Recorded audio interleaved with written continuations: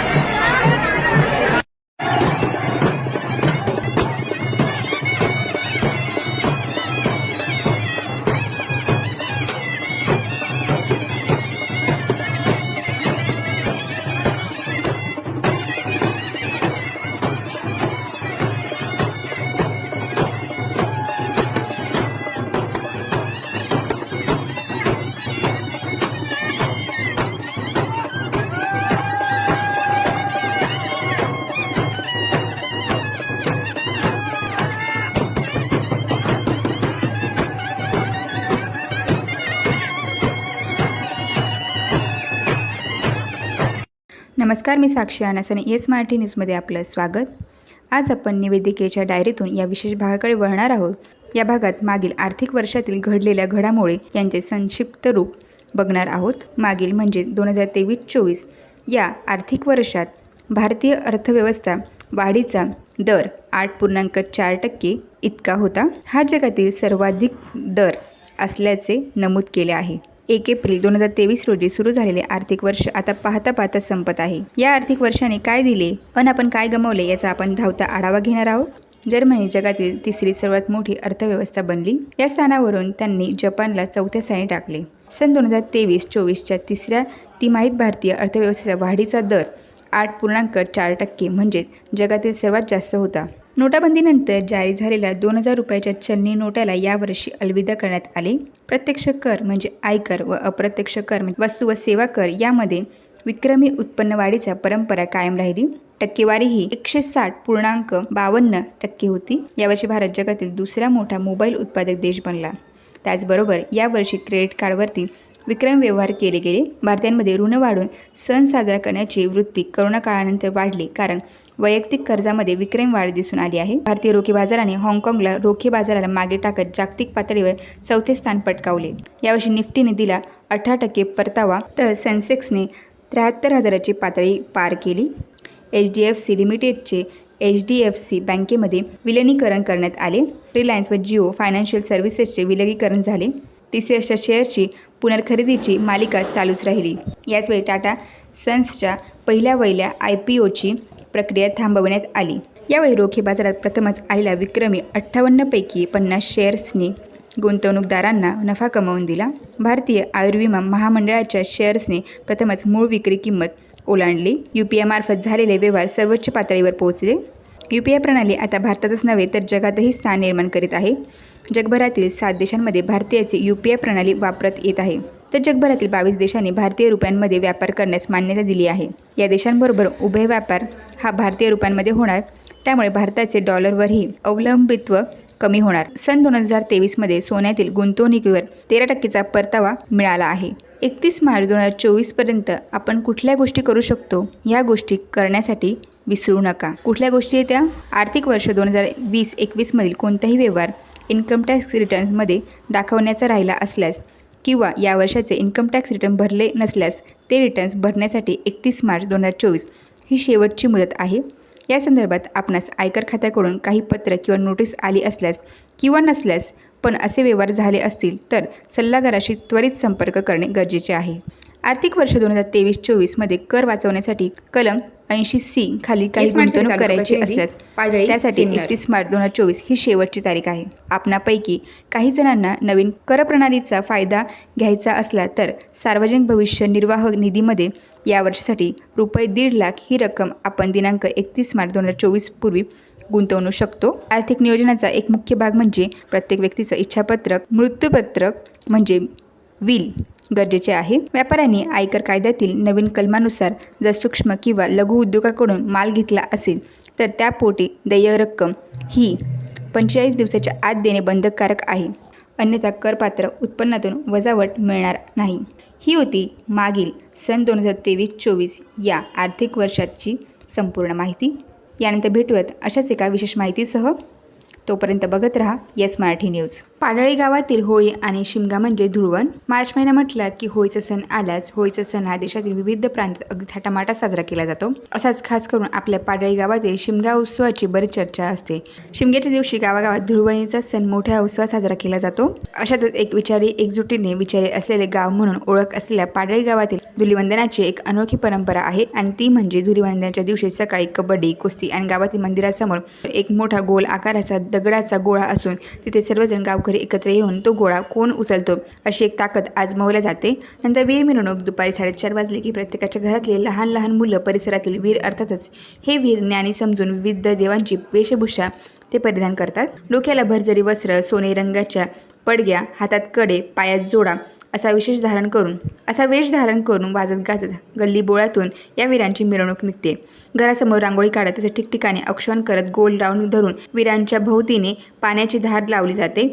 अशा प्रकारे या वीरांचे स्वागत केले जाते. अनेक वर्षापासून ही परंपरा सुरू असून हे सर्व वीर मारुती मंदिरासमोर पोहोचतात. सर्व लहान मोठे मुलं, वडीलधारी माणसे येऊन सर्व हा आनंद घेतात. असा हा पाडळी गावात धुळवणीचा उत्सव धुमधडाक्यात साजरा केला जात असून धुलिवंदनाला अशी एक अनोखी मिरवणूक काढण्यात आली आणि जी तरुण मंडळी आणि वयस्कर ज्येष्ठ असतील अशा माणसांचा पैत्र्यामधून वेगवेगळ्या प्रकारचे नाचकाम यावेळेस केले गेले. खास या कार्यक्रमात गावातील ज्येष्ठ नागरिकांमुळेच मजा येते. तसेच सर्व गावकरी एकदम जुन्या विविध चालीरीती परंपरांनी नटलेला हा उत्सव संस्कृती जपणारा असा असतो. आजकाल प्रत्येक गावात होळीच्या दुसऱ्या दिवशी रंग खेळायला सुरुवात झाली आहे. आज लहान लहान मुलांनी देखील खूप आनंद घेतला. तसेच आज आपल्या पाडळी गावातील शिमगा उत्सवाविषयी आणि त्यांच्याबद्दलच्या स्तुती करावी तेवढी कमीच आहे. आणि अशा प्रकारे शांतपणे पाडळी गावातील होळी धुळवडीचा कार्यक्रम पार पडला. कार्यक्रम सुरळीत पार पडल्याबद्दल राया ठाकर फाउंडेशन, महाराष्ट्र राज्य सिन्नर तालुका अध्यक्ष हिरामन आगविले यांनी सर्व गावकऱ्यांना धन्यवाद दिले आहे.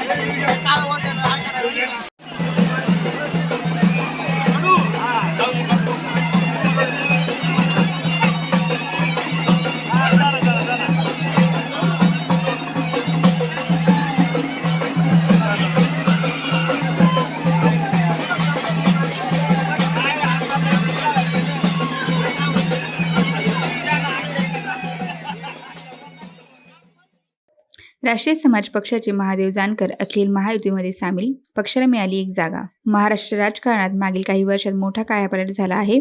कारण गेल्या काही दिवसापासून भाजपकडून छोट्या पक्षांना विचारात घेतले जात नाही अशी नाराजी दर्शवणारे राष्ट्रीय समाज पक्षाचे अध्यक्ष महादेव जानकर यांनी महायुतीत राहण्याचा निर्णय घेतला आहे. विशेष म्हणजे महादेव जानकर यांनी काही दिवसापूर्वी राष्ट्रीय काँग्रेसचे अध्यक्ष शरद पवार यांची भेट घेतली होती. त्यामुळे महादेव जानकर महाविकास आघाडीकडून लोकसभेची निवडणूक लढतील अशी चर्चा होती. या सर्व चर्चेनंतर आता राजकारणात मोठा बदल घडणारी घटना घडली आहे. मुख्यमंत्री एकनाथ शिंदे यांच्या वर्षा या शासकीय निवासस्थानी एक महत्त्वाची बैठक पार पडली. या बैठकीला उपमुख्यमंत्री अजित पवार, उपमुख्यमंत्री देवेंद्र फडणवीस हे उपस्थित होते. तसेच अजित पवार यांच्या गटाचे प्रदेश अध्यक्ष सुनील तटकरे हे देखील उपस्थित होते. या बैठकीत जागा वाटपाबाबत चर्चा झाली. यावेळी महादेव जानकर यांच्या पक्षाला एक जागा सोडण्याचा निर्णय घेण्यात आला असून ही बैठक सुरू असताना सुनील तटकरे आणि महादेव जानकर वर्षा बंगल्याच्या बाहेर आले. यावेळी त्यांनी याबाबतची माहिती दिली. महादेव जानकर हे परभणी लोकसभा मतदारसंघातून निवडणूक लढवण्याची दाट शक्यता आहे. राष्ट्रीय समाज पक्षाचे नेते महादेव जानकर यांच्याशी आज मुख्यमंत्री एकनाथ शिंदे, उपमुख्यमंत्री देवेंद्र फडणवीस आणि उपमुख्यमंत्री अजित पवार यांनी सविस्तर चर्चा केली. महादेव जानकर यांनी आपण महायुतीसोबत राहणार असल्याचा निर्धार यावेळी व्यक्त केला आहे. राष्ट्रवादी काँग्रेसचे प्रदेश अध्यक्ष सुनील तटकरे हे देखील यावेळी उपस्थित होते. पंतप्रधान नरेंद्र मोदी यांच्या नेतृत्वातच देशाचा खऱ्या अर्थाने विकास झाला आणि त्यांच्या नेतृत्वातच भारत विकसित राष्ट्र म्हणून उदयास येईल. त्यामुळे आपण मोदीजी यांच्यासोबत आहोत, असे यावेळी त्यांनी सांगितले. या बैठकीत महादेव जानकर यांच्या राष्ट्रीय समाज पक्षाला लोकसभेची 1 जागा देण्याचा निर्णय सुद्धा घेण्यात आला. महायुतीचा प्रत्येक उमेदवार निवडून आणण्यासाठी आपण पूर्ण शक्तीनिशी सोबत राहू, असेही महादेव जानकर यांनी यावेळी माध्यमांना बोलताना सांगितले आहे. येस मराठीसाठी संजय चांदगुडे, पुणे. नमस्कार, मी साक्षी आनंद आणि येस मराठीमध्ये आपले स्वागत. आज आपण एका विशेष मुलाखतीसाठी भेटलेलो आहोत. मुलाखतीसाठी आपण आमंत्रित केलेलं आहे दिंडोरी तालुक्यातील माजी आमदार तसेच माजी गटनेते जिल्हा परिषद नाशिक धनराज महाले यांना. आपण आज त्यांची मुलाखत घेणार आहोत आणि त्यांना बोलतं करणार आहोत. नमस्कार सर. नमस्कार. सर्वप्रथम तुम्हाला वाढदिवसाच्या खूप खूप शुभेच्छा. येत्या 4 जानेवारी तुमचा वाढदिवस आहे, त्याबद्दल ही विशेष मुलाखत घेण्यात आलेली आहे. आणि तसेच तुमच्या तालुक्यात अनेक संभ्रम निर्माण करणारे असे प्रश्न आहे किंवा जनतेचे संभ्रम आहे ते दूर करण्यासाठी कुठेतरी आपण ही मुलाखत घेणार आहोत. प्रथम येस मराठी आणि सर्व चॅनलचे आभार की वाढदिवसाच्या अगोदरच आपण शुभेच्छाही दिल्या आणि पुढच्या भावी कारकिर्दीमध्ये चांगले यश संपादन करावं यासाठी खऱ्या अर्थाने मुलाखत समजावी लागेल. आणि त्यासाठी जे जनतेसाठी प्रश्न असतील किंवा जनतेला आपल्याला जे काही कामं करायची त्या दृष्टिकोनातून आपण नक्की विचारा. आणि नक्कीच आजच्या मुलाखतीतून जनतेमध्ये संभ्रम दूर होतील आणि नक्कीच दूर व्हावे यासाठी आपण प्रयत्न करूयात. पण मुलाखतीला सुरुवात करूयात. आणि माझा पहिला प्रश्न असा आहे की कुठलीही राजकीय पदाचा अनुभव नसताना 2009मध्ये विधानसभेमध्ये तुम्हाला तिकीट मिळालं होतं, तेही बाळासाहेब ठाकरेंकडून. तर त्याबद्दल तुम्ही काय सांगाल? त्या अनुभव जरी स्वतः नसेल परंतु सरपंच म्हणून त्यापूर्वी मी 10 वर्ष काम केलं. वारी ग्रामपंचायतला सरपंच म्हणून होतो. परंतु योगायोगाने, नशिबाने आणि सर्व जनतेच्या कृपेने की ज्या घरात जन्माला आलो हे आमचे वडील कैलासवासी हरिशंकर महाले हे मालेगाव लोकसभा मतदारसंघामध्ये 3 वेळा खासदार आणि 2 वेळा विधानसभेचे आमदार म्हणून या जनतेच्या कृपेने त्यांना काम करण्याची संधी मिळाली. आणि त्या घरामध्ये त्यांच्या पोटी मला जन्म मिळाला. आणि त्या दृष्टिकोनातून मी स्वतः काम केलेलं नसेल परंतु लहानपणापासूनच एक राजकारणाचं बाळ करू म्हणून हे मला मिळालेलं होतं. राजकारण कसं करावं, समाजसेवा कशी करावी आणि जनतेचे जे काही प्रश्न असतील ते कसे सोडवावे हे लहानपणापासूनच बघितले असल्या कारणाने मी जनतेच्या कृपेने विधानसभा सदस्य जरी झालो, जिल्हा परिषदचा गटनेता जरी झालो, परंतु जनतेची कामं चांगल्या प्रकारे सोडवण्याचा प्रयत्न माझा त्या ठिकाणी राहिला. आताच तुम्ही सांगितलं की तुम्हाला लहानपणापासून एक राजकीय धडे मिळत गेले, तरी त्या विधानसभेचं मला ज्यावेळी तिकीट मिळालं त्यावेळी तुम्ही भरघोस मताने जिंकून आलात आणि त्यानंतर ते तिथे निधी दिला. त्यानंतर तुम्ही इथल्या तालुक्यामध्ये म्हणा किंवा मतदारसंघामध्ये तुमच्या अनेक विकसित कामं केलेली आहे. असं असताना तरी पण तुम्ही राष्ट्रवादीमध्ये गेलात, राष्ट्रवादीमध्ये गेलेत. ते कारण काय होतं राष्ट्रवादीत जाण्याचं? नाही, खऱ्या अर्थाने तर आपण सांगितल्याप्रमाणे भरघोस मताने विधानसभेला निवडून आलो असं नाही. कारण या विधानसभा मतदारसंघाची परिस्थिती अशी होती की आतापर्यंत शिवसेनेची जागा इथं कधीही निवडून आलेली नव्हती. आणि यापूर्वी राष्ट्रवादीचं प्राबल्य, काँग्रेसचं प्राबल्य आणि त्यांच्यामुळे इथं निवडून समोरचा उमेदवार निवडून येणं हे अनपेक्षित होतं. आणि खऱ्या अर्थाने सर्वसामान्य जनतेने आणि जे काही आमचे पदाधिकारी त्या काळातले असतील किंवा माझ्याबरोबरची मित्र कंपनी असेल यांनी सर्वांनी असं कसंच केली नाही, एकदम फार स्वतःचं सर्वस्व पणाला लावून आणि ती निवडणूक केली. आणि ती निवडणूक केल्यामुळे खऱ्या अर्थाने त्या ठिकाणी आपण 149 मताने, फार जास्त नाही, 149 मताने त्या ठिकाणी निवडून आलो. आणि त्याच्यामुळे जास्त मताने निवडून आल्यानंतर कुठंतरी माणूस उघडून जातो की मी ठीक आहे, मी काम केलं नाही केलं कारण लोक माझ्याबरोबर आहे. परंतु तो 149चा आकडा होता. तो गेल्या सातत्यानं काम करत असताना नेहमी आठवणी द्यायचा की आपण 149 मताने निवडून आलो म्हणून खऱ्या अर्थाने आपण जनतेचं दायित्व आहे, त्यांना आपण काम दिलं पाहिजे. आपल्यावर जी काही त्यांनी श्रद्धा ठेवलेली आहे किंवा जी काही आपल्याला मदत केलेली आहे त्याचं ऋण फेडण्याचं काम 5 वर्षामध्ये सरकार जरी त्यावेळेस शिवसेनेचं नव्हतं, त्यावेळेस राष्ट्रवादी आणि काँग्रेसची सरकार होती, परंतु कैलासवासी हरिशंकर महाले यांचेही असलेले जुने संबंध आणि त्याच्यामुळे नेहमीच मला विरोधी पक्षाचा आमदार असताना सुद्धा फार मोठ्या प्रमाणात भरघोस असा निधी मिळाला. तालुक्याच्या विकासामध्ये त्या निधीचा फार मोठ्या प्रमाणात फायदा झाला. कारण मागच्या काळामध्ये जी काही राहिलेला बॅकलॉग होता तो बऱ्यापैकी भरून काढला. मग उदाहरण असेल पालखेडचा पूल असेल किंवा इथं तहसीलमध्ये एक इमारत आपण दिलेली आहे. इंदोरीच्या कोर्टामध्ये त्या ठिकाणी आलेल्या व्यक्तींना बसायला जागा नव्हती, त्या ठिकाणी आपण एक बिल्डिंग करून दिलेली आहे. वणीसारख्या ठिकाणी जिथं आजही असं वाटतं की फार मोठ्या प्रमाणात अपघात होतात, त्याच्यामुळे आपण आरोग्यमंत्र्यांकडे त्याचा पाठपुरावा करून आणि तिथं ट्रामा केअर ची बिल्डिंग आपण तयार केली. परंतु योगायोगाने बिल्डिंग झाल्यानंतर मी विधानसभेत नसल्या कारणाने आजही ती बिल्डिंग स्टॉक विना पडून आहे. आणि म्हणून अशी काही जी जनतेची योग्य असलेली कामं किंवा जनतेला पाहिजे असलेली कामं, मग ती गावांतर्गत रस्ते असतील, जोड रस्ते असतील किंवा इतर बरीचशी कामं की जेणेकरून म्हणजे तुमच्याच मीडियाच्या वतीने, प्रिंट मीडियाच्या वतीने मला 5 वर्ष संपल्यानंतर ज्यावेळेस लेखाजोखा येतो त्यामध्ये 288 नामदारांपैकी सर्वात जास्त निधी हा आपण त्या काळात दिंडोरी पेठ मतदारसंघासाठी आणला. अशा प्रकारची बातमीसुद्धा लागली होती. तर अशा प्रकारची काम करण्याची त्या ठिकाणी संधी मिळाली आणि ती मिळाल्यानंतर काम करत राहिलो, लोकही जोडत राहिलो. त्याच्यानंतर होणाऱ्या जिल्हा परिषदेच्या निवडणुका होत्या, पुढच्या पंचायत समितीच्या निवडणुका होत्या. त्याही निवडणुकांमध्ये फार चांगल्या प्रकारे यश संपादन केलं. इथं दिंडोरीमध्ये 6 गटांपैकी 4 जिल्हा परिषद गटांमध्ये आपले शिवसेनेचे जिल्हा परिषद सदस्य निवडून आणले. पेठमध्ये सुद्धा 2 गटांपैकी एक तिथं जिल्हा परिषद सदस्य निवडून आणला. पंचायत समिती पेठची ती शिवसेनेच्या ताब्यामध्ये आली. दिंडोरीची पंचायत समिती ती पण शिवसेनेच्या ताब्यामध्ये आली. तर असं काम वाढवण्याचं आणि जे काही माझ्याबरोबर होते किंवा जे काही कार्यकर्ते होते त्यांनाही पदांवर बसून आणि जनतेसाठी काम करण्याची संधी त्या काळामध्ये चांगल्या प्रकारे उपलब्ध करून दिली. परंतु मधल्या काळामध्ये आपण जो काय आता प्रश्न उपस्थित केला की आपण शिवसेनेमध्ये असताना राष्ट्रवादीमध्ये का गेला, तर सगळ्यात महत्त्वाचं आहे की ती परिस्थिती त्या काळात अशी आली की इथं भारतीय जनता पार्टीचं लोकसभेचा उमेदवार आणि पहिल्यापासून हरिश्चंद्र चव्हाण साहेबांच्या रूपाने किंवा नंतर आता वाटेरांच्या रूपाने ही जागा भारतीय जनता पार्टीला सुटणार आणि भारतीय जनता पार्टी आणि शिवसेना हे एकत्र असल्या कारणामुळे आपल्याला लोकसभा करायची असेल तर काहीतरी पर्याय म्हणून शोधावं लागेल. आणि मग आमचीच काही जे काही माझ्याबरोबर असलेले पदाधिकारी असतील किंवा वरिष्ठ नेते असतील यांच्या सांगण्यानुसार, यांच्या सल्ल्यानुसार, यांच्याशी चर्चा केल्यानंतरच तो निर्णय झाला. राष्ट्रवादीचे आदरणीय शरदजी चंद्रजी पवार साहेब असतील किंवा उज्ज्वल साहेब असतील, अजितदादा असतील, यांचे आणि कैलासवासी हरिशंकर महाले यांचे फार जवळचे संबंध होते. प्रत्येक निवडणुकांमध्ये यांनी आमच्या वडिलांना मदतच केली होती, त्याचेही ऋण होते.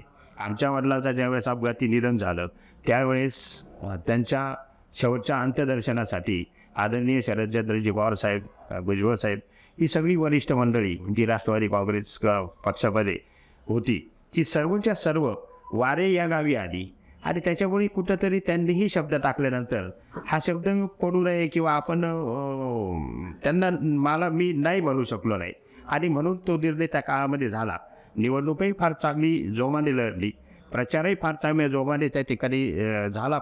परंतु मधल्या काळामध्ये पुलवामासारखा एक हल्ला झाला आणि त्या पुलवामामुळे थोडंसं त्या ठिकाणी जनतेमध्ये मिसगाईड झालं आणि त्याच्यामुळे त्या ठिकाणी पराभव झाला. परंतु पराभव जरी झाला परंतु आनंद एका गोष्टीचा आहे की जे दिंडोरी असेल, पेठ असेल, कळवण असेल, ह्या भागामध्ये, या तिन्ही तालुक्यांमध्ये आपण सर्वात जास्त आघाडी या ठिकाणी ह्या भागामध्ये घेतलेली होती. परंतु चांदवड वगैरे त्या भागामध्ये थोडासा पुलवामाचा फरक जाणवला आणि तिथं आपल्याला पराभव पत्करावा लागला. पराभव जरी पत्करावा लागत असेल परंतु 3,87,80,000 काहीतरी मतं, एवढी मतं आपल्याबरोबर उभी राहिली त्याचा खऱ्या मानाने अभिमान आहे. जनतेच्या मनातून आपण खासदार आहोत, निवडून जरी आलो नाही परंतु जनतेने आपल्याला स्वीकारलं होतं, त्याचा एक कुठंतरी सर्वस्वी आनंद त्या ठिकाणी होता. आताच तुम्ही सांगितलं की जे राष्ट्रवादी तुमचे एकोप्याचे किंवा गौरवाचे संबंध होते, मग असं असताना तुम्ही त्यांचा शब्द पाळला असं तुम्ही आता म्हटले. असं असतानाही तुम्ही पुन्हा राष्ट्रवादी सोडून सेनेमध्ये आला, शिवसेनेमध्ये आला आणि तिथे तुम्हाला उद्धव ठाकरे म्हणा, बाळासाहेब ठाकरे म्हणा यांनी स्वीकारलं. मग त्यामागे कारण की एकदा सेना सोडल्यानंतर पुन्हा प्रवेश होणं हे खूप कठीण असतं, तर त्यामुळे तुम्हाला तिथे स्वीकारलं गेलं, त्याच्या मागचं काय कारण आहे? हे खऱ्या अर्थाने सगळ्यात महत्त्वाचा प्रश्न आपण उपस्थित केला. खऱ्या अर्थाने तर हे आपल्या सर्वांसमोर जाहीर करणं योग्य नाही. काही गोष्टी बंद लिफाफ्यात असलेल्या योग्य असतात.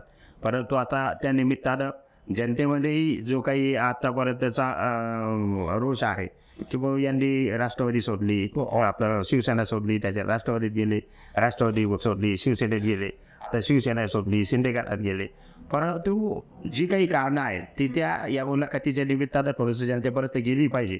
आणि त्या दृष्टिकोनातून मी एकच सांगतो की मी मगाशीच बोलल्याप्रमाणे जी कुठेतरी वाटाघाटी होती आणि त्या वाटाघाटीच्या राष्ट्रवादीच्या जुन्या संबंधांमुळं शिवसेनेच्या जी काही आमचे नेते मंडळी होती यांच्या जवळच्या स्नेहसंबंधामुळे मी त्याच वेळेस त्या ठिकाणी आपली चर्चाच्या नुसार सांगितलंच होतं की याला कदाचित लोकसभेचा पराभव झाल्यानंतर विधानसभेचं काय, तर विधानसभेला सुद्धा आपण कुठंतरी याला म्हणजे लोकसभेनंतर पराभव होणारच नाही हे 100% शाश्वत सगळी माझ्याबरोबर जी काही नेते मंडळी होती त्यांना माहिती होतं. परंतु तरी याला कदाचित दुर्दैवाने काही झालं तर विधानसभेला आपण विचार करू असा शब्द त्या काळामध्ये आमच्या सगळ्यांच्या बैठकीत तो झाला होता. आता त्या ठिकाणी कोण कोण होतं काय होतं ते बोलणं बरं नाही आणि ते बोलणंही नाही पाहिजे. परंतु त्याच्यामुळेच आतापर्यंतचे महाराष्ट्रात कधी घडलं नाही की शिवसेना सोडल्यानंतर पुन्हा शिवसेनेत घेऊन आणि विधानसभेची उमेदवारी देणं. ती कुठंतरी काहीतरी कमिटमेंट असेल, कुठंतरी काहीतरी चर्चा असेल किंवा माझ्यावर दाखवलेला पक्षाने परत विश्वास असेल आणि त्याच्यामुळेच मला पुन्हा बोलावलं, पुन्हा विधानसभेची उमेदवारी दिली. आणि उमेदवारी दिल्यानंतर पुढचं प्रॉब्लेम असा झाला की विधानसभेची उमेदवारी देत असताना जी काही स्थानिक शिवसेनेची नेते मंडळी होती यांच्या मनामध्ये असा गैरसमज झाला का हा राष्ट्रवादीमध्ये जातो, लोकसभेची उमेदवारी आणतो, परत शिवसेनेत आला, परत शिवसेनेची विधानसभेची उमेदवारी याला मिळाली. असं काय होडभंग आहे. म्हणून कुठेतरी मनामध्ये असा थोडासा संभ्रम निर्माण त्यांच्याही झाला की आपल्याला विचारलं नाही का, आपल्यापर्यंत हे आले नाही का, किंवा राष्ट्रवादी जाताना आपल्याला माहिती नाही का. तर असा कुठेतरी गैरसमज याच्यामधून ते सगळं घडत गेलं. आणि मग आपल्याबरोबर जी असणारी जी 2009मध्ये सर्वांनी अहोरात्र प्रयत्न करून आपण विधानसभेला निवडून दिलेली लोक, त्याच्यानंतर सातत्याने 5 वर्ष काम करून ज्या जिल्हा परिषद पंचायत समिती या सगळ्या ताब्यात घेण्यासाठी ज्यांनी केलेली मेहनत आणि ही सगळी जर लोक आपल्याबरोबर नसतील तर मग विधानसभेची निवडणूक करणं किती योग्य आहे. आणि म्हणून आपण त्या ठिकाणी विधानसभेची उमेदवारी मी पुन्हा साहेबांना भेटलो आणि त्यांना सांगितलं, पक्षप्रमुखांना, की साहेब अशी थोडी परिस्थिती वाटते, त्याच्यामुळं तुम्ही दाखवलेला माझ्यावर विश्वास हा नक्कीच माझ्या कधीही लक्षात राहील, स्मरणात राहील. आणि त्याच्यामुळे मी ही विधानसभेचं जी काही आपण दिलेलं तिकीट आहे ते परत करतो. आपण जो उमेदवार द्याल त्याच्या पाठीमागे मी उभा राहील, काम करेल असा शब्द मी त्यांना दिला आणि परत ते तिकीट दिलं. त्याच्यानंतरही पुन्हा 2 दिवसांनी मनावरती पक्ष निरीक्षण करणं पुन्हा फोन आला की तुम्हाला उमेदवारी मिळालेली आहे, तुम्ही अर्ज पहिला भरून टाका.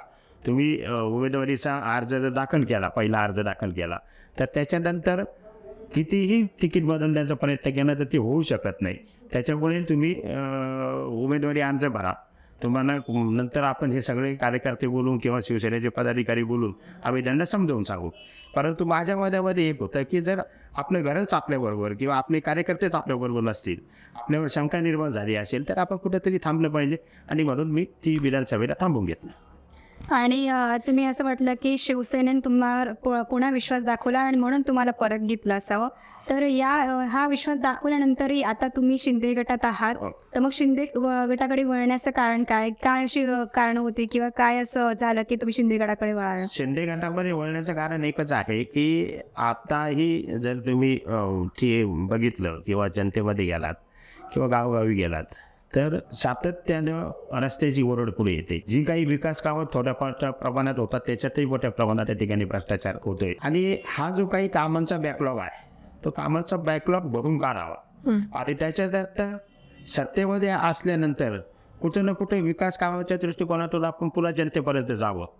त्या दृष्टिकोनातून आणि आदरणीय मुख्यमंत्री एकनाथजी शिंदे साहेब आणि मी आपल्या जनतेच्या आशीर्वादामुळे 2009च्या निवडणुकीमध्ये ज्या काळामध्ये मला त्या ठिकाणी काम करण्याची संधी मिळाली, त्यावेळेस ते पण विधानसभा आणि मंत्री म्हणून त्या विधानसभा सदस्य म्हणून होते. आणि ते विधानसभा सदस्य असल्या कारणाने त्यांची माझी जी काही अटॅचमेंट होती ती थोडी वेगळ्या प्रकारची होती. आणि त्याच्यामुळे मला एक विश्वास होता का साहेब मुख्यमंत्री झालेत आणि त्याच्यामुळे आता आपल्याला कामं करण्यामध्ये संधी आहे. ठीक आहे, पुणे विधानसभेला तिकीट मिळेल, काय होईल किंवा पुढचा दृष्टिकोन न ठेवता जनतेची जर कामं होत असतील तर आपण त्यांच्याबरोबर गेलं पाहिजे. त्या दृष्टिकोनातून आपण तो प्रयत्न केला की मला तिकीट मिळेल, मी पुन्हा आमदार होईल, मी पुन्हा खासदार होईल, हे कोणतीही मनात अपेक्षा न करता फक्त साहेबांची. आणि आपण म्हणतो ना, आपण एका वर्गात असल्यानंतर की आयुष्यभर ते आठवण राहते का आपण एका वर्गात होतो, आम्ही कुठेतरी एकत्र काम केलंय. तसंच आम्ही एका वर्गात होतो, म्हणजे त्या विधानसभेच्या भवनामध्ये, विधानसभेच्या सभागृहामध्ये आम्ही एका वर्गात होतो. आणि म्हणून वर्गमित्र म्हणून आपल्याला ह्या जनतेमध्ये जनतेचे कामं करता येतील त्या दृष्टिकोनातून हा ठिकाणी आपण पक्षामध्ये तो प्रवेश केलेला आहे. मला उमेदवारी मिळावी आणि उमेदवारी मिळेलच या दृष्टिकोनातून किंवा मनात कोणतीही अपेक्षा न ठेवता फक्त जनतेच्या हितासाठी आणि ज्या मागचा बॅकलॉग कुठेतरी भरून निघावा. आणि त्याच्यामुळेच काय झालं की आताही आदरणीय नरहरी झिरवाळ साहेब ते त्यांच्यानंतर पक्षांमध्ये कशी फूट पडली आपल्याला सर्वांना माहिती. आणि ते पक्षामध्ये फूट पडल्यानंतर ते सुद्धा शिंदे गटातच सामील झाले. कारण राष्ट्रवादी अजितदादाची राष्ट्रवादी गट हा इकडे महायुतीत आल्यामुळे आपण बघितलं असेल की त्याच्यानंतर थोडीफार प्रमाणात कामं सुरू झाली. आणि म्हणून हा कामं करणाऱ्याचा योग्य असा माणूस आहे एकनाथजी शिंदे साहेब. आणि म्हणून त्यांच्या पाठीमागे आणि त्यांच्या भरोश्यावर त्या ठिकाणी आम्ही त्या ठिकाणी गेलो. आणि गेल्यानंतरही त्यांनीही आम्हाला मोकळा हात ठेवला नाही. ते DPTCचे आदरणीय पालकमंत्री दादाजी भुसे साहेब असतील, यांच्या मार्गदर्शनाच्या खाली किंवा संपर्क नेते असतील, सुनील पाटील असतील किंवा शिवसेनेचे सचिव असतील, या सगळ्यांच्या सहकार्यामुळे या ठिकाणी आपल्याला दिंडोरी आणि पेठ विधानसभामध्ये छोटी मोठी कामं त्या ठिकाणी करता आली. आणि त्या दृष्टिकोनातून कामं करण्याच्या दृष्टिकोनातून आपण त्या ठिकाणी हा पक्ष प्रवेश केलेला आहे. तुम्ही निवडून आल्यानंतर तुमच्या मतदारसंघासाठी काय करणार? तुमच्या मतदारसंघासाठी कुठला प्रमुख उद्देश आहे? सर्वात महत्त्वाचं की दिंडोरी पेठ विधानसभा मतदारसंघ हा जरी आदिवासी मतदारसंघ असला, परंतु योगायोगाने या दिंडोरी मतदारसंघामध्ये फार मोठ्या प्रमाणात MIDC आलेली आहे.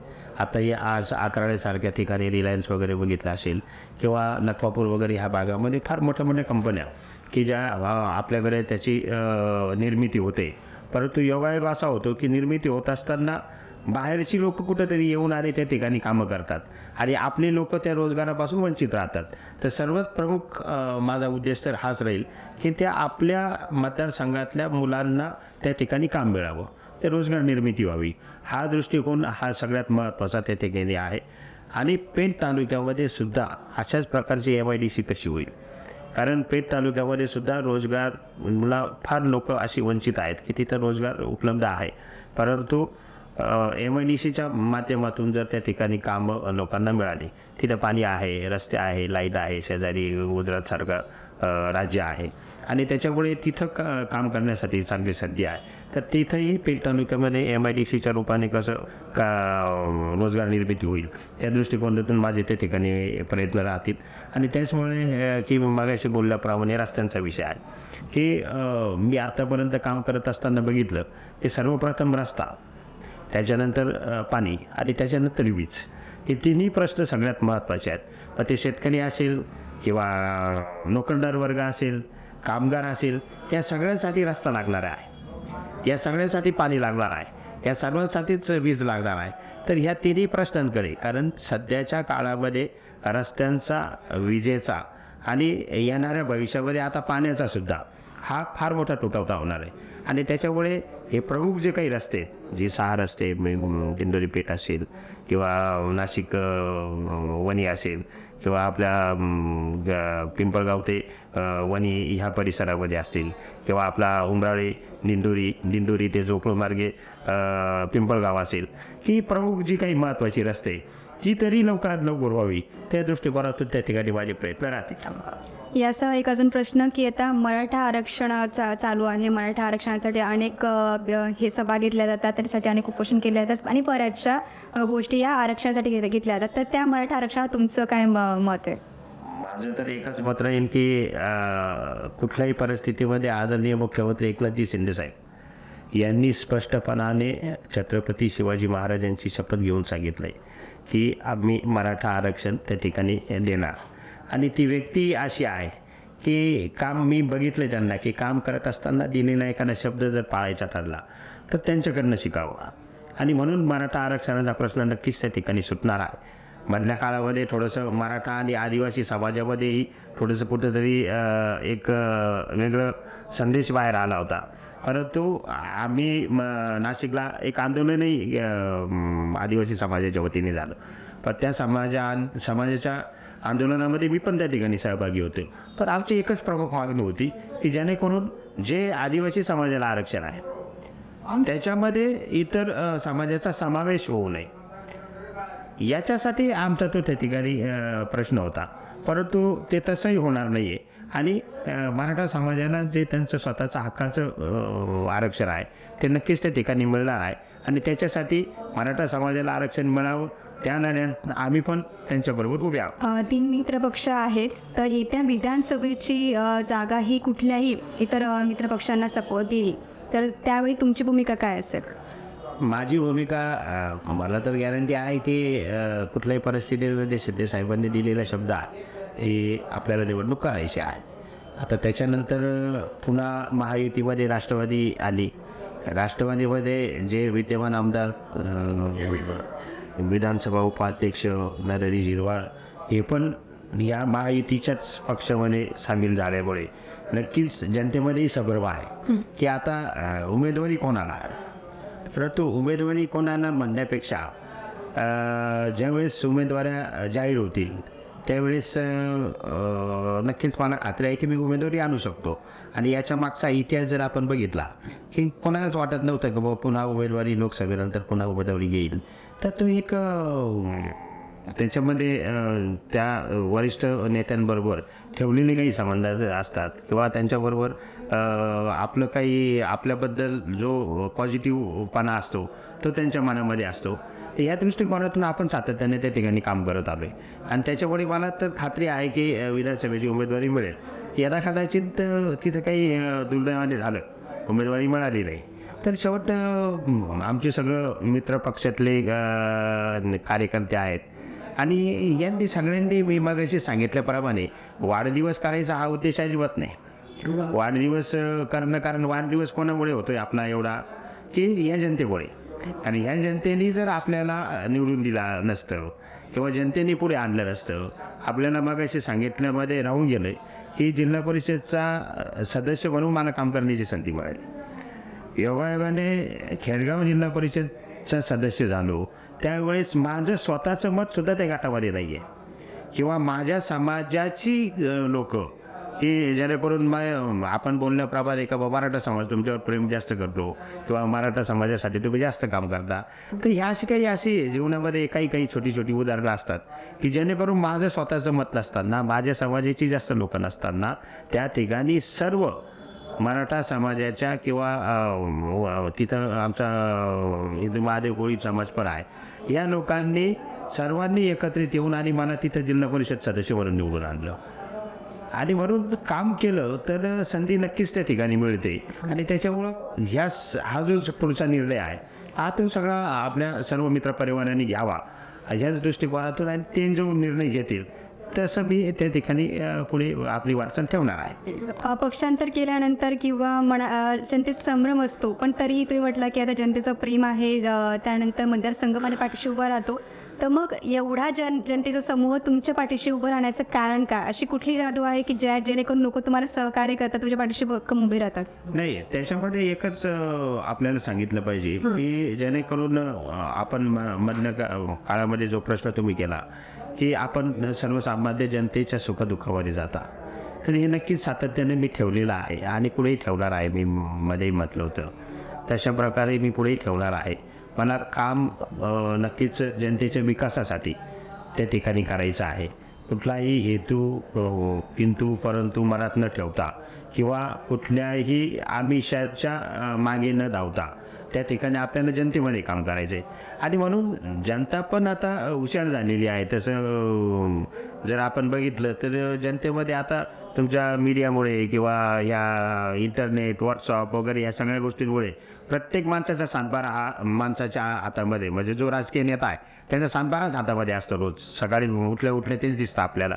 आणि त्याच्यामुळे जनता आता ठरवते की कोणाच्या पाठीमागं राहावं, कोणाच्या ना राहावं. परंतु मला एक खात्री आहे की मी प्रामाणिक केलेलं काम आहे त्याची पावती मला नक्की त्या ठिकाणी मिळणार आहे. सर, साधारणतः तुमच्या मतदारसंघामध्ये तुम्ही एक लोकप्रिय किंवा सहकारी आमदार म्हणून ओळखले जातात, किंवा एक खूप सपोर्ट करणारं सहकारी आम्हाला जिकडून लाभतं ते आमचे असे नेते धनराज महाले म्हणून तुमची एक ओळख आहे. प्रत्येकाच्या सर्वसामान्य जनता असेल, मतदारसंघ असतील, तुमचे मित्रपरिवार असेल, त्यांच्यामध्ये तुम्ही खेळून वगैरे मिसळून तुम्ही मिसळतात. तसेच त्यांच्या सगळ्या सुखदुःखात तुम्ही सहभागी होतात. पण असं असलं तरी पण पक्षांतर केल्यामुळे त्यांचं कुठेतरी संभ्रम होतो, ते कुठेतरी त्यांचं ते दुरावले जातात, अशी तुम्हाला भीती वाटते का? नाही, पक्षांतर करत असताना ह्या सर्व सहकार्याच्याच भरोश्यावर पक्षांतर केलं आहे. आज जरी वाटत असेल की धनराज महालेंबरोबर कोण कोण तिकडे गेलं, आम्ही इकडे तिकडे जाण्यापेक्षा आम्हाला या मतदारसंघाच्या खऱ्या अर्थाने विकासाच्या दृष्टिकोनातून ते पाऊल उचललेलं आहे. आणि याची प्रचिती जेव्हा आता निवडणुका लागतील, निवडणुका येतील, त्याच्यामध्येच बऱ्यापैकी दिसेल. आणि म्हणूनच आपण आमदार असलो, आमदार नसलो, त्या जागेवर नसताना सुद्धा मी जनतेमध्ये किंवा जिथं जिथं आपली गरज पडेल, ते सुखात असेल, दुःखात असेल, ज्या ज्या ठिकाणी अडचणी असतील, त्या त्या ठिकाणी प्रामाणिकपणानं प्रयत्न हा नक्कीच विकासाच्या दृष्टीने केला आहे किंवा त्यांच्या प्रश्नाच्या मार्गी लावण्यासाठी त्या ठिकाणी नेहमीच आपण मार्गस्थ राहिले. आता कोणत्याही मी ज्यावेळेस विधानसभेचा सदस्य म्हणून आमदार म्हणून होतो त्यावेळेसही एक शिवसेनेचा आमदार म्हणून पक्षाची ओळख होती, परंतु त्या ठिकाणी मी शिवसेनाचेच लोकांची कामं होती हा दृष्टिकोन कधीही ठेवला नाही. एकदा निवडणूक झाली, आचारसंहिता संपली की त्याच्यानंतर पक्ष वगैरे थोडंसं बाजूला ठेवायचं आणि जो आपल्याकडे येईल, मग तो राष्ट्रवादीचा असो, CPMचा असो, काँग्रेसचा असो, अन्य कोणत्याही पक्षाचा असू द्या, परंतु ती व्यक्ती माझ्या मतदारसंघातली आहे आणि त्याची अडचण ही माझी अडचण आहे. तोच प्रश्न किंवा त्यांचं काही काम असेल ते मार्गी लावण्याचा प्रामाणिकपणानं त्या ठिकाणी प्रयत्न केला. आजही सुखादुःखामध्ये जाणं हे मनाच योग्य वाटतं की आपण त्या ठिकाणी त्या एखाद्याच्या दुःखाच्या घरी गेलो तर त्यांना आपण गेल्यामुळे त्याचं दुःख हलकं होतं, त्यांना समाधान वाटते, तर त्याचा आनंद मला त्या ठिकाणी होतो. एखाद्याच्या लग्नामध्ये गेलो, त्या लग्नामध्ये गेल्यानंतर जो काही निमंत्रण देणारा असतो त्याच्यावरच्या चेहऱ्यावरचा आनंद बघितल्यानंतर आपल्याला आनंद होतो की आपण चला गेल्यामुळे आपण कुठंतरी यांच्या कार्यक्रमात आलो की यांना तो आनंद झाला. आणि हे पारंपरिक आमच्या घरामध्ये आहे. ज्ञानस्वासी हरिशंकर महाले यांचंही आपण जर मागच्या काळामध्ये बघितलं की ते पण पक्ष म्हणून फार त्यांनी कधी बघितलं नाही. आणि प्रत्येकाच्या सुखादुःखामध्ये त्यांनी कधीदा असंही व्हायचं की अचानक ड्रायव्हरला आणा म्हणून आम्हाला त्यांच्याबरोबर जावं लागायचं. तर लग्न असायचं दुपारचं 12 वाजता आणि आमचे वडील त्यांना शुभेच्छा देण्यासाठी किंवा त्या घराला भेटण्यासाठी रात्री 12 वाजता जायचे. आणि ते 12 वाजता गेल्यानंतर सुद्धा एवढ्या सर्व म्हणजे धकाधकीच्या त्या दिवसामध्ये जी काही लग्नवाली असायची ती रात्री 12 वाजेला उठल्यानंतर हरिभाऊ आले म्हणून त्यांच्या चेहऱ्यावरचा जो काही आनंद असायचा तो एक वेगळाच अनुभव त्या ठिकाणी तो बघितला आहे. आणि म्हणून कुठेही जिथं निमंत्रण असेल, एखाद्या ठिकाणी निमंत्रणही नसेल तरी आम्ही त्या ठिकाणी जाण्याचा प्रयत्न करतो. आणि प्रयत्न हा नाही किंवा माझा दृष्टिकोन किंवा माझा उद्देश हा नाही की मी त्यांच्याकडे गेल्यामुळे त्यांनी माझ्याबरोबर उमेदवारी केल्यानंतर माझ्याबरोबर राहावं, हा अजिबात दृष्टिकोन नाही. फक्त कुठंतरी सुखदुःखात आपण गेलं पाहिजे त्या दृष्टिकोनातून ते काम आजही आहे. उद्या विधानसभा सदस्य झालो, लोकसभेला गेलो तरी तेव्हाही राहील आणि नसलोही तरी जोपर्यंत आहे तोपर्यंत ते कार्य इथे तिकडे चालू ठेवणार. आताच तुम्ही म्हणाला की सर्वसामान्याच्या किंवा जनतेच्या मी पाठीशी भक्कमपणे उभं राहील, त्याच्या सुखदुःखात सहभागी होईल आणि त्यांची दुःख ती आमची दुःख. तर त्या दृष्टिकोनातून बघितलं गेलं तर दिंडोरी ग्रामीण तालुका म्हटलं गेलं ग्रामीण भागात आता येताना प्रवासात लोकांना म्हणजे त्रास होतो, कारण की रस्त्यात बरेच खड्डे आहे, दुर्व्यवस्था आहे रस्त्यांची. मग त्याकडे तुम्हाला लक्ष दिलं गेलं पाहिजे किंवा कुठल्या प्रकारे लक्ष दिलं गेलं पाहिजे की तिथे तुमचा सहभाग कसा असला पाहिजे? नक्कीच रस्त्यांच्या बाबतीत मगाशी बोलल्याप्रमाणे रस्त्यांच्या बाबतीत अत्यंत दुरावस्था झालेली आहे. मधल्या कोरोनाच्या काळापासलं किंवा मधल्या काळामध्ये थोडंसं दुर्लक्षित म्हणा किंवा काय कारणं असतील ते विद्यमान आमदारांना माहिती असावीत, परंतु नक्कीच प्रत्येक महत्त्वाचा जर नाशिक ते सप्तशृंगी देवी किंवा वणीपर्यंतचा रस्ता हा सर्वात महत्त्वाचा रस्ता आहे. इथं 3.5 पीठापैकी अर्धे पीठ सप्तशृंगी मातेचं आहे. दिंडोरीमध्ये स्वामी समर्थांचं एवढं मोठं ज्ञानपीठ आहे. त्याच्यानंतर सापुताऱ्याला जाणारा रस्ता हा प्रमुख मार्ग आहे. पिंपळगाव वगैरे किंवा मार्केट वगैरे ह्या दृष्टिकोनातून हा महत्त्वाचा रस्ता आहे. तर ह्या रस्त्याची दुरावस्था एवढी असल्यानंतर इतर रस्त्यांचं काय ही नक्कीच हा प्रश्न उपस्थित होतो. परंतु योगायोगाने की आताच्या बजेटमध्ये बऱ्यापैकी कामांना मंजुरी त्या ठिकाणी आलेली आहे. त्याच्यामुळे काही कामं सुरुवातही झाली आहे. आम्ही काही कामं सुरुवात होण्याच्या मार्गावर आहेत आणि याच्यामध्ये तर मी आदरणीय केंद्रीय राज्यमंत्री बाकीताई त्यांनाही सांगितलं की ह्या रस्त्याचा सातत्यानं हरिश्चंद्र चव्हाण साहेब असतील त्यावेळेस आम्ही होतो, त्यावेळेस सुद्धा त्या दिवसापासून पाठपुरावा आहे की याचं रस्त्याचं रुंदीकरण व्हावं. कारण हा रस्ता इतका सांगतो की फार मोठ्या प्रमाणात त्याच्यावर वाहतूक होते आणि त्याच्यामुळे अपघात फार मोठ्या प्रमाणात होतात. तर हा केंद्राकडे जर मंजूर करून आणला तर नक्कीच याचा फायदा चांगल्या प्रकारे होईल. परंतु योगायोगाने त्या पण कळवणच्या आहेत, त्यांना पण नाशिकवरून निघायला कळवणला किंवा माहेरी जायला किंवा घरी जायला सासरी जायला रस्ता हाच आहे आणि त्याच्यामुळे त्यांच्याही लक्षात असावं आणि लवकरात लवकर त्याचाही मार्ग लावण्याचा प्रयत्न होईल. सर, महत्त्वाचा एक प्रश्न म्हणजे की दिंडोरी तालुक्यात एक राखीव मतदारसंघ आहे, तर त्या राखीव मतदारसंघाकडून किंवा इथे असा तुमच्यावर आरोप होतो की तुम्ही मराठा समाजासाठी कामं करतात, मराठा समाजाचे आमदार म्हणून तुम्हाला ओळखलात, असं तुमचा आरोप होतो.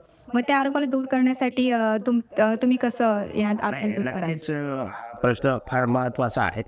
आमदार झाल्यानंतर जे काही 2-3 प्रश्न मार्गी लागले, पालखेडचा पूल असेल, बोमलादाची बंड किंवा इतर काही विकास कामं असतील, त्या विकास आवनखेडचा पूल असेल, ही आणखी रस्ते असतील छोटे मोठे, या सगळ्या याच्यामध्ये प्रामुख्यानं बऱ्यापैकी कामं पूर्व भागात झाली. योगायोगाने मधल्या काळामध्ये एक पाण्याचा फार मोठा प्रश्न उपस्थित झाला की जेणेकरून रोटेशन न मिळाल्यामुळे तिसगाव, बहादुरी वगैरे सोनगाव हा जो महत्त्वाचा द्राक्षाचा परिसर आहे याला पाणी मिळालं नसतं त्या काळात, तर ती द्राक्षबाग परिपूर्ण उद्ध्वस्त झाली असती. आणि पाणी मिळावं यासाठी आपण थोडंसं पुणेगावच्या धरणावर त्या तिथे आंदोलन केलं, ते गेट तोडलं आणि वजरखेडच्याही बाबतीत तसंच झालं.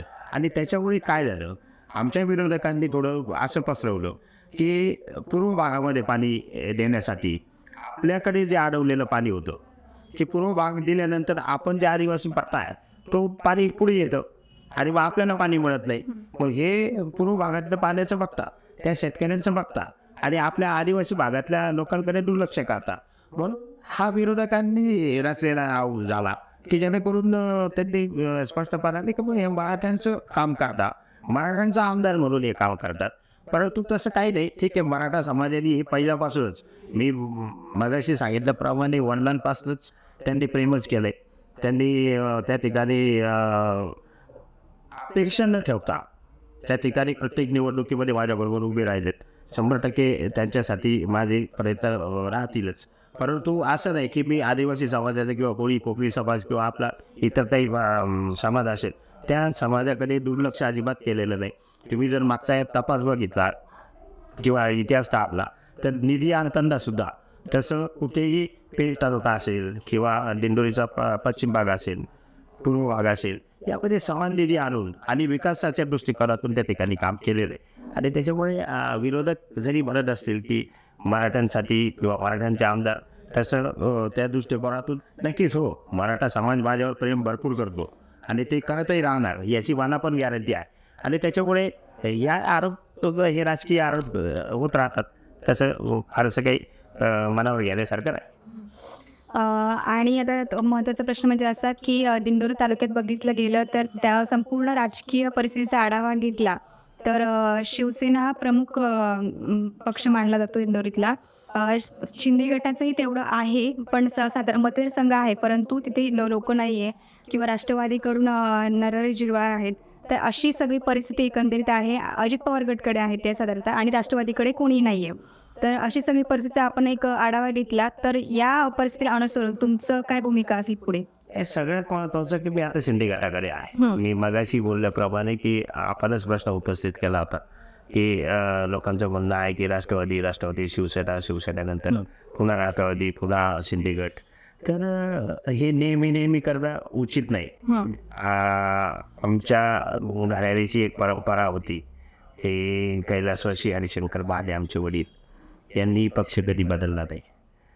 ते नेहमी स्वतःचं उदाहरण द्यायचे की माझं नावी पण एक आहे आणि धोबी पण एकच आहे. जोपर्यंत तो नावी मरत नाही तोपर्यंत मी ते दुकान बदलणार नाही, आणि जोपर्यंत धोबी जात नाही तोपर्यंत मी ते धोब्याकडे कपडे टाकणं बंद होणार नाही. त्याच्यामुळे माझा पक्ष हा एकच पक्ष राहील आणि ते त्यालाच टिकपही राहिले. दुर्दैवाने माझ्याबद्दल असं झालं की मी भाऊंना ज्यांनी मदत केली त्यांचे शब्द किंवा त्यांचा कुठंतरी त्यांचा मान राखावा त्या दृष्टिकोनातून त्या ठिकाणी बदल झाला. परंतु हा जरी बदल करत असताना सर्वसामान्य जनतेला असंच वाटणार आहे की हे पक्ष नेहमी बदलतात, म्हणून आज एकदम पक्ष बदललं किंवा कोणीतरी ऑफर आली म्हणून लगेच तिकडे जाणं, तर हा निर्णय आता मी नाही घेणार आहे. हा निर्णय आता जनता घेईल. जनतेने ज्या ठिकाणी सांगितलं की बाबा तुम्ही इथं तुम्हाला काम करायचं आहे, इथं तुम्ही काम करावं, जनतेच्या इच्छेप्रमाणे त्या ठिकाणी मला त्या ठिकाणी काम करायचं आहे.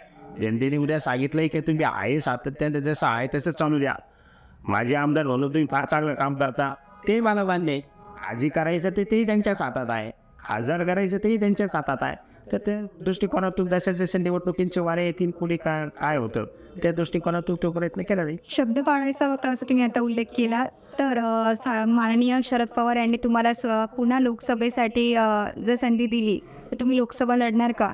साहेबांचे मी बोललो शब्द पाळला की जाणार नाही. मी बोललोच आपल्याला की भाऊंच्या काळामध्ये त्या ठिकाणी त्या दृष्टिकोनातून त्यांनी काम केलं होतं किंवा त्यांच्याबरोबर काम केलं होतं. त्यांनी लोकसभेच्या निवडणुकांमुळे त्यांना मदत केली होती. आतापर्यंत इतिहास जर बघितला तर मालेगाव लोकसभा मतदारसंघामध्ये भाऊंच्या समोर विरोधात शरद पवार साहेबांचा उमेदवार कधीही दिला गेला नव्हता. तो शब्द त्या काळामध्ये त्या ठिकाणी मी पाळला, आणि आता एकदा पाळल्यानंतर सातत्याने पुन्हा पाळत राहावं हे काही फारसं बंधनकारक राहणार नाही. आणि त्याच्यामुळे जशी वेळ येईल तसं विचार करू. साधारणतः माणूस सुरुवात आपली कधी विसरत नाही. जिथून आपली सुरुवात झाली, जिथून आपण पुढे आलो, तो काळ ती सुरुवात व्यक्ती विसरत नसतो. तर तुमची सुरुवात झाली शिवसेनेपासून.